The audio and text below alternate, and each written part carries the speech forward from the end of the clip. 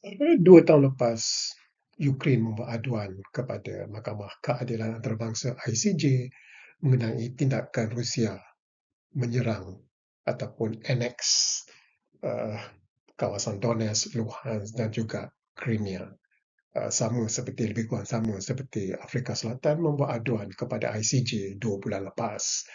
Dan minggu lepas ICJ membuat keputusan dan salah satu aduan Ukraine itu adalah mengenai pesawat MH17 yang ditembak jatuh pada 2014. Ukraine meminta ICJ membuat keputusan supaya Rusia membayar pampasan kepada keluarga-keluarga mangsa MH17.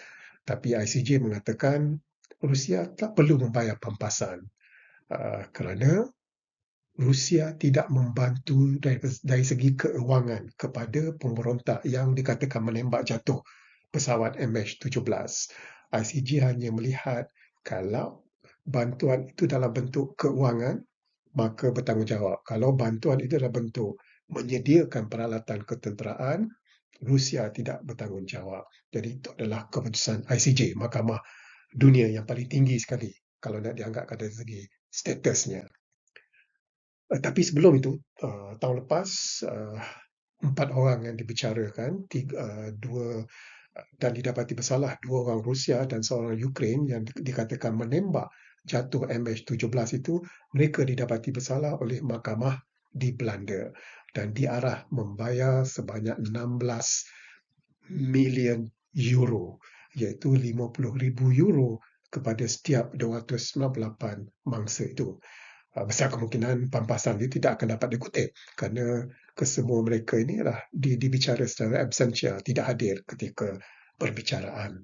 Jadi dalam hal ini, berkenaan dengan pampasan ini menarik kalau kita kaitkan dengan Gaza.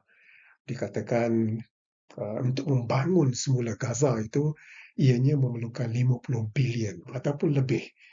Jadi mungkin besar kemungkinan selepas ini mungkin ada negara ataupun orang individu, NGO yang boleh membuat aduan kepada ICJ bahawa Israel perlu membayar pembangunan semula ataupun memberi pampasan setiap 2.5 juta penduduk Gaza ataupun 27,000-28,000 penduduk Gaza yang telah mati dibunuh oleh Israel. Jadi ini boleh dilakukan kalau kita ambil iktibar daripada aduan Ukraine itu. Aduan Ukraine itu dibuat pada 2022 dan minggu lepas dapat keputusannya. Maknanya setahun lebih, tak sampai 2 tahun, keputusan telah dikeluarkan.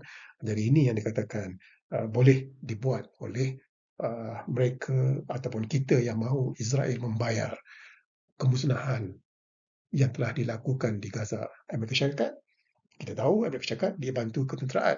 Tapi kita tahu juga Amerika Syarikat bantu mengenai keuangan dan ICJ kata kalau ada bantuan keuangan secara yang boleh dibuktikan, memang senang dibuktikan, maka Amerika Syarikat juga boleh dipertanggungjawabkan sebagai bersubahat, komplisit dan membayar bangunan Gaza.